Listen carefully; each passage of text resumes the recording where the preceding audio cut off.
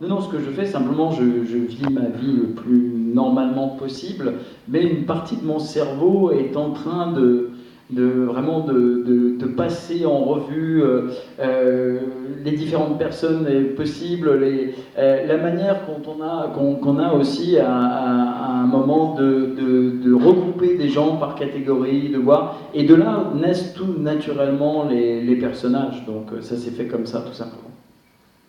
Alors on a à l'écran justement, on peut dire que Ghost World est une œuvre importante, pas seulement évidemment parce qu'elle a été adaptée au cinéma, je pense, enfin on peut poser la question d'ailleurs, est-ce que vous estimez que Ghost World est une œuvre particulière à la fois dans votre carrière, pour voilà, le démarrage vraiment, ou la transformation d'une certaine façon de votre carrière, ou alors est-ce que vous considérez comme une œuvre finalement un peu plus même que les autres?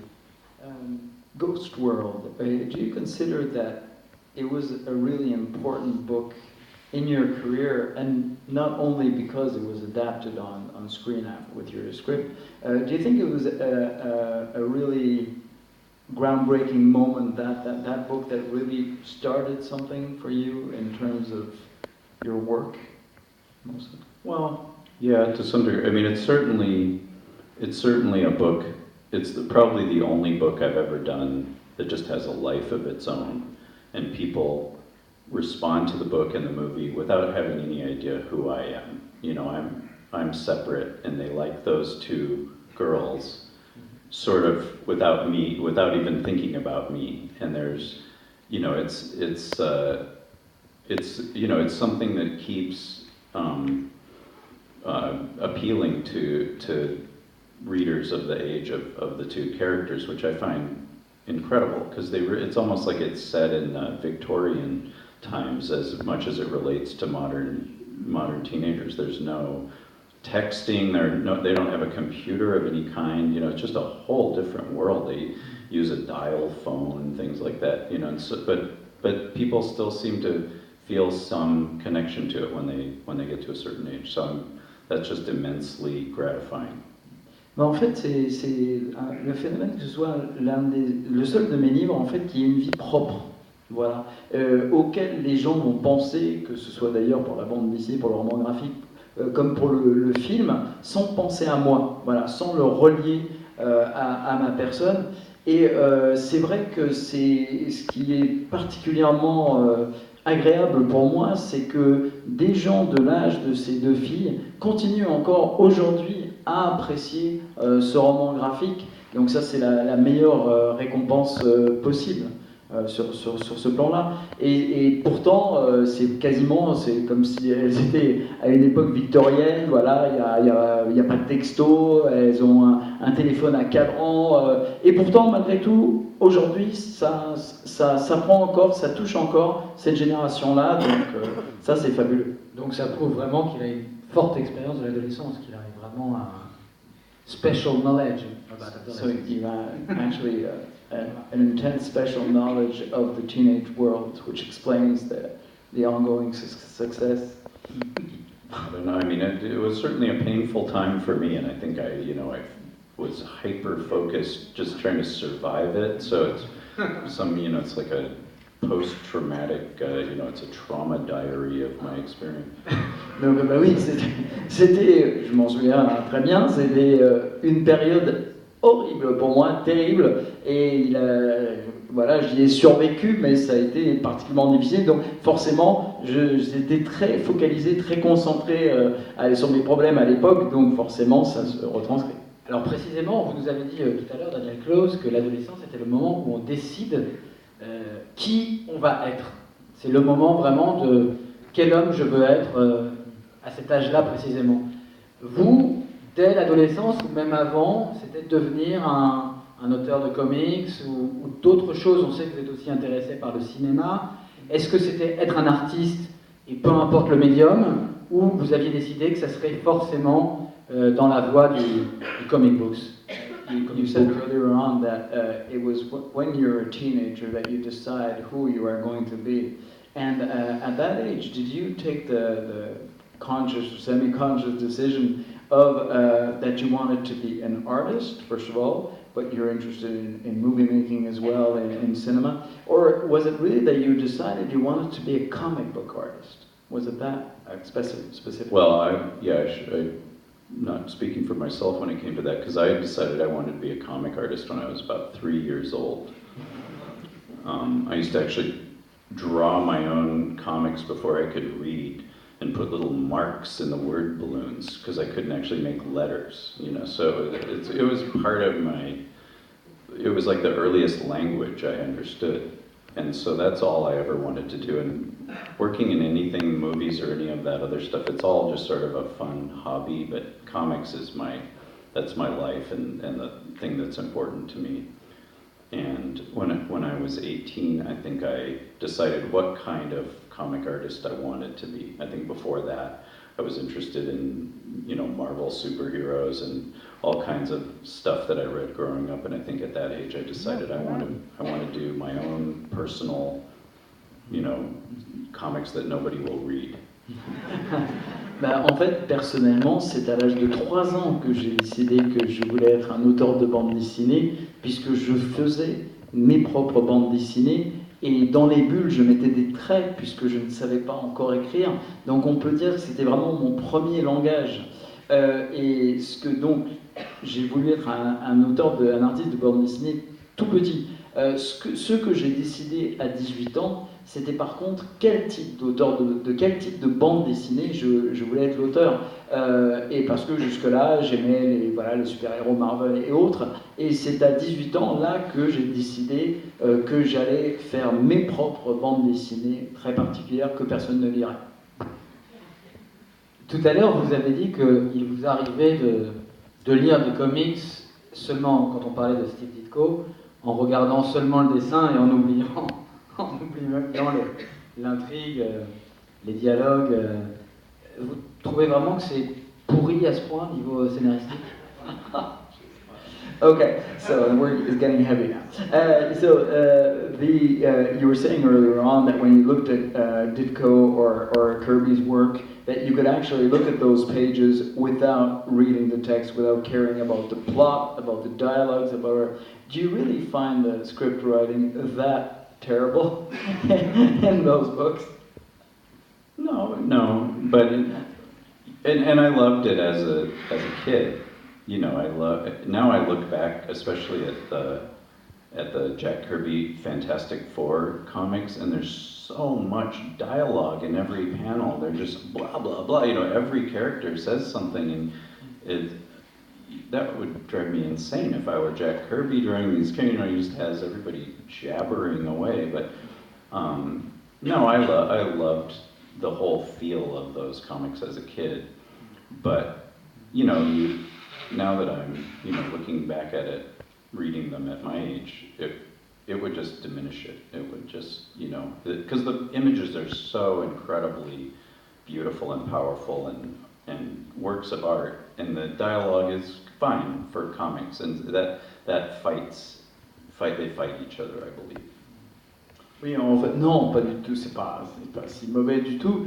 C'est simplement que et j'adorais ça quand j'étais ado, je les lisais et je m'en régalais. Mais maintenant que je regarde un petit peu en arrière, je vois ces planches et les bulles de dialogue, mais sont pleines de... et ça me rendrait fou si j'étais Kirby de devoir dessiner autour de ça.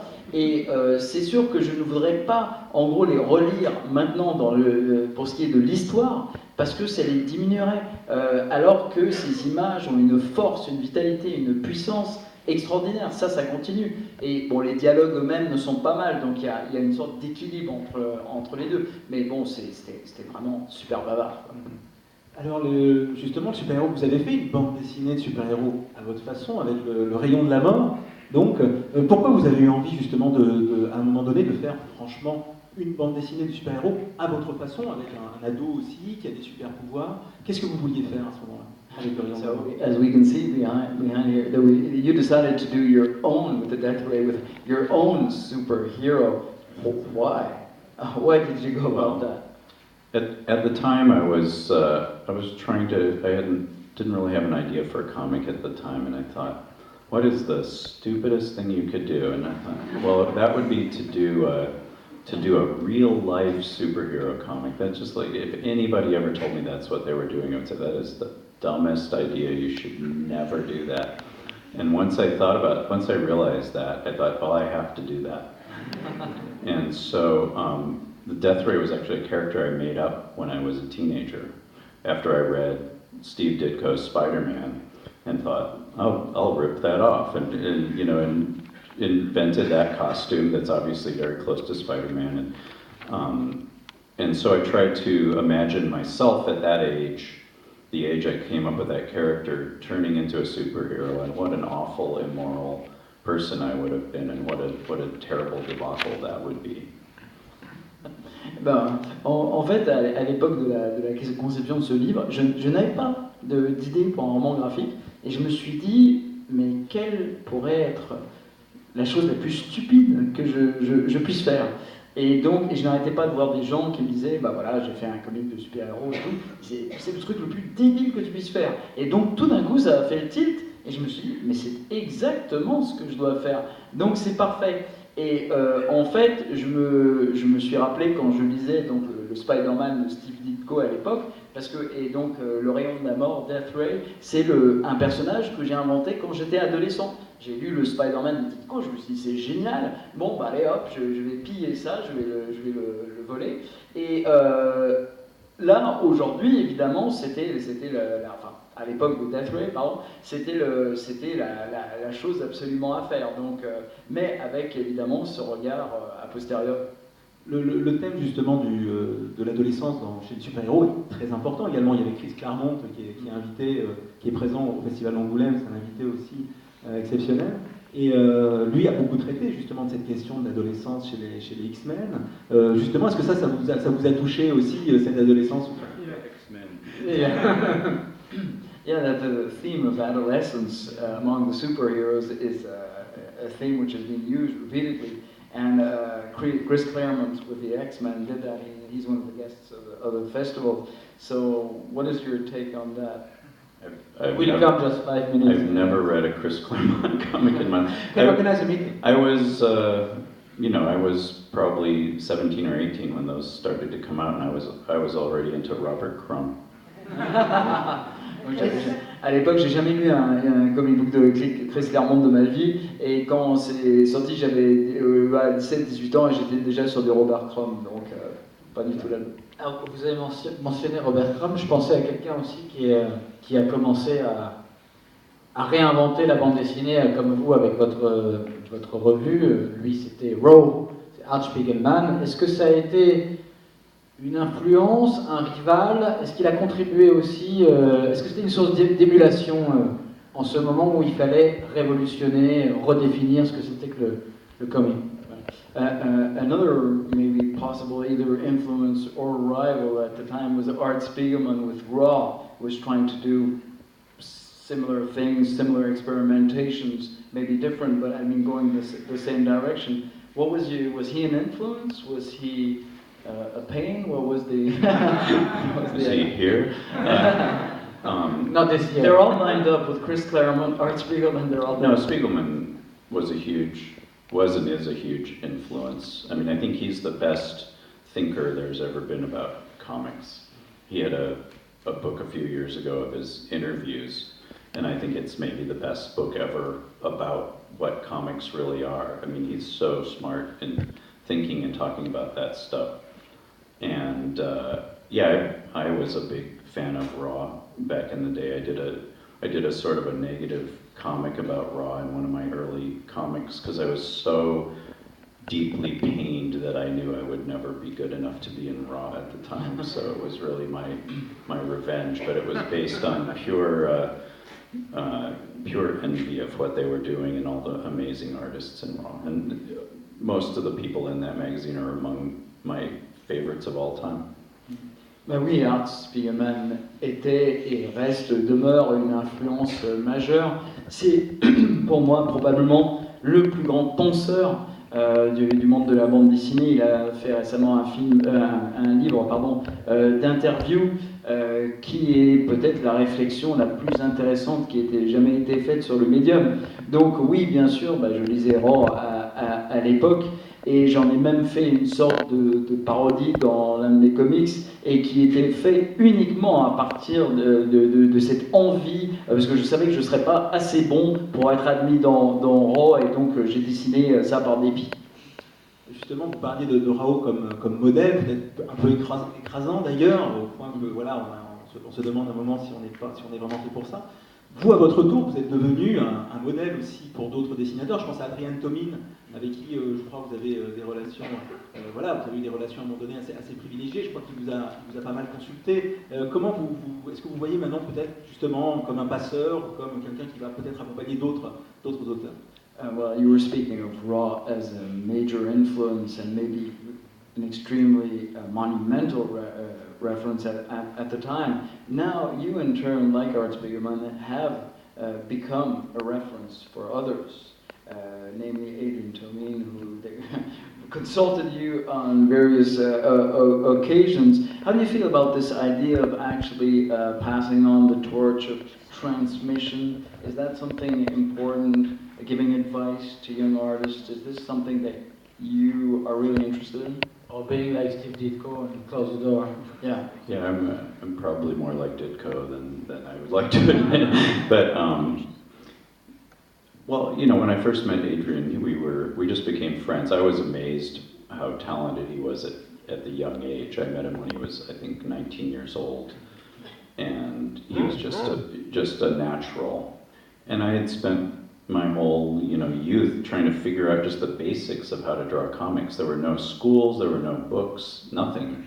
You had to figure out, I didn't even know what kind of implement was used to ink the comics. And so here was somebody who wanted to know all these things, and I felt like I'd gone through all this hard work, and now I can pass it along to somebody and save them the effort. So it was very gratifying to have that. But I haven't had that too many times in my life. Mostly people work in very different ways. Mostly when I meet young cartoonists and see the way they work, I'm baffled by what they're doing. It's more like I would have to learn from them how they work than the other way around. La plupart du temps, aujourd'hui, quand je rencontre des jeunes artistes, auteurs de bande dessinée, je suis souvent absolument ébloui, et j'ai l'impression que c'est plutôt moi qui pourrais apprendre d'eux que l'inverse. Avec Adrien Tomine, quand je l'ai rencontré, on est devenus amis quand il avait 19 ans, et c'était quelqu'un qui avait un talent naturel extraordinaire, et je me suis rappelé comment moi, à son âge, j'ai vraiment dû me battre simplement pour comprendre les bases de mon art. Je ne savais même pas au départ quel était l'outil utilisé pour ancrer, donc il a fallu vraiment que petit à petit, de manière extrêmement laborieuse, j'apprenne tout cela, et là, de pouvoir aider quelqu'un d'aussi naturellement doué, de lui éviter d'avoir à subir ce passage douloureux, pour moi c'était très gratifiant, donc c'était fantastique. On a parlé de Ghost World au cinéma. Vous avez une relation au cinéma qui a été ensuite poussée avec Art School Confidential, qui était dans Eight Balls, et dont vous avez fait un film avec Terry Zwigoff. Qu'est-ce que vous avez découvert dans le cinéma? Qu'est-ce que vous avez trouvé dans le cinéma? Souvent, il y a beaucoup de dessinateurs, notamment en France, qui passent de la bande dessinée au cinéma. Quelle relation vous trouvez entre les deux arts? Qu'est-ce que vous trouvez en fait comme point commun, par exemple, et qu'est-ce que vous trouvez dans le cinéma que vous ne trouvez pas dans la bande dessinée? Well, you have a relationship with cinema, so we spoke earlier of the adaptation of Ghost World, and there's Art School Confidential, which was an 8-ball adapted by Terry Zwigoff. What is your exact relationship? What do you find in this other medium, in cinema? What interests you there? What's your relationship to it, really? Well, it's funny, when I first decided to sort of get involved in the movies, I thought, I spend all my time in a room working by myself. Nobody has any input whatsoever on what I do in my comics. It's purely solitary, like being a painter or something. And I thought it would be great to be collaborative, work with other people, kind of feel that kind of camaraderie and connection. And as I got involved in these films, I realized that nobody wants a writer around. You're banished for making the movie. And so it wound up being another job where I'm sitting in my room typing a script. So it's almost the exact same thing.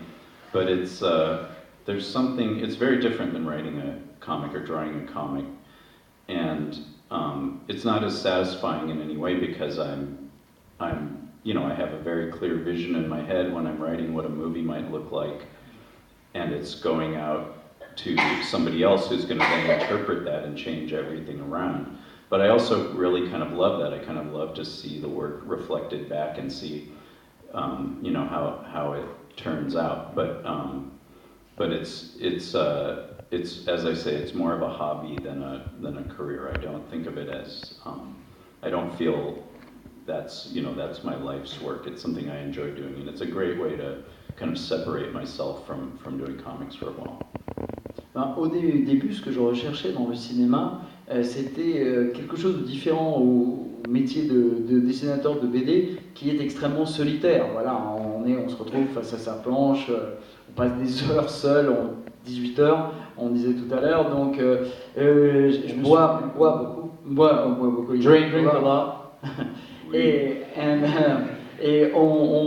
En fait, je me disais que dans le cinéma, ce serait chouette de faire quelque chose de collaboratif, qui ait cette émulation, qui ait ce travail collectif fantastique et tout. Et en fait, je me suis assez rapidement aperçu que personne ne veut du scénariste sur le plateau. Donc, je me suis retrouvé à nouveau dans une chambre seule, voilà, à peu près dans le même état que lorsque je faisais de la bande dessinée.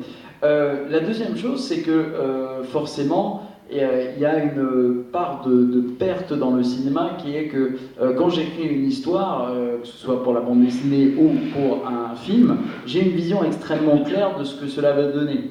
Or, au cinéma, cette vision va être réinterprétée par le réalisateur, donc qui va forcément changer la vision que j'en ai.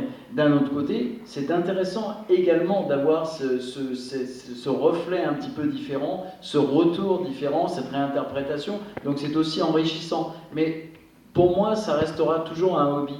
Ce n'est pas, voilà, c'est pas mon œuvre au même titre que la bande dessinée. Alors, il y a quelqu'un pour lequel le cinéma n'est pas un hobby, enfin c'est un peu plus qu'un hobby, c'est cette actrice qu'on reconnaît ici à gauche, que Ghost World a révélé. C'était vraiment un des tout premiers films où on l'a découverte, c'est Scarlett Johansson. On l'a vu récemment prendre la parole publiquement, notamment réclamer pour les femmes de son pays, pour les femmes américaines, les mêmes droits à l'avortement, les mêmes droits à la santé. Un petit peu effrayée, elle était, comme beaucoup de femmes aux États-Unis, par le sentiment d'un retour en arrière que pourrait peut-être déclencher le nouveau président des États-Unis. Est-ce que vous pourriez nous dire un mot sur cette Amérique qui se dessine aujourd'hui avec l'élection de Donald Trump? Est-ce que c'est une Amérique qui vous inquiète? Ou est-ce qu'au fond, vous en accommodez assez bien?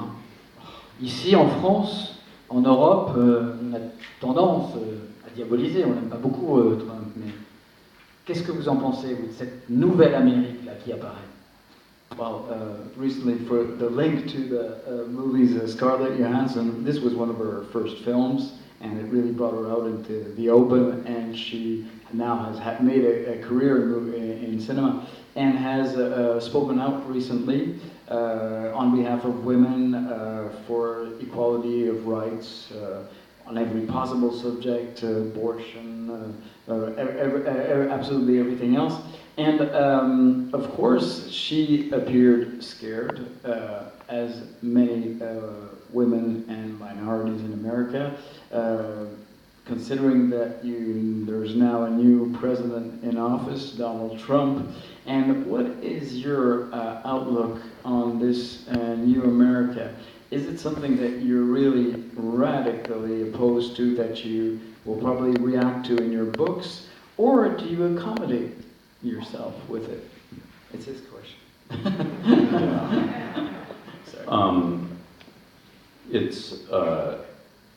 It's unfathomable. I mean, it's exactly something I would have written about in one of my early comics as as a just demented fantasy of the world's worst possible future.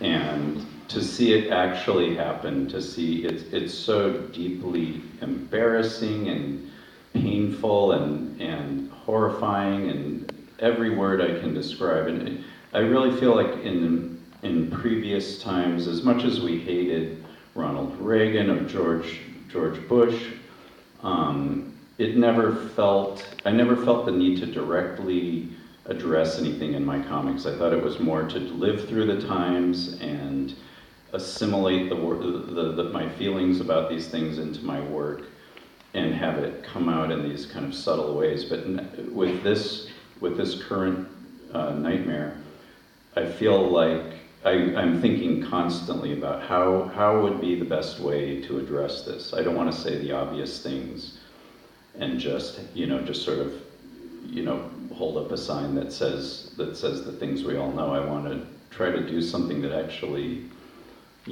causes him to kill himself or something. Just something that would have a profound impact on at least the way I'm processing it, because it's beyond comprehension in many ways. M'en accommoder, non, pas vraiment. C'est un puissant fond, c'est une horreur absolue. C'est tout à fait le genre de scénario catastrophe que j'aurais pu écrire dans mes premiers livres. Et c'est un cauchemar, c'est embarrassant, c'est horrible. Il n'y a pas de mots, c'est vraiment le pire scénario catastrophe qu'on ne pouvait vraiment pas prévoir. La réalité dépasse la fiction. Et donc pour la première fois de ma vie, je m'aperçois que, bien sûr, je n'ai pas aimé Ronald Reagan, George Bush, mais à l'époque, dans mes romans graphiques, je me contentais d'infuser en quelque sorte l'air du temps et de laisser ressortir d'éventuelles critiques sur le plan sociopolitique de manière plus subtile. Et là, pour la première fois, le cauchemar est tel que j'en viens pour la première fois à me demander, mais comment, via mes romans graphiques, comment via la bande dessinée, je peux m'attaquer à ce problème, m'élever contre ce cauchemar en question, peut-être écrire un livre qui le pousserait à se suicider. Donc mais c'est vraiment le pire scénario catastrophe qui puisse se concevoir. I said cauchemar many times, I can tell. Yeah, that's a nightmare. Ouais. On va s'arrêter sur ce cauchemar. Et on va passer la parole au public parce que vous êtes très nombreux et j'imagine que vous avez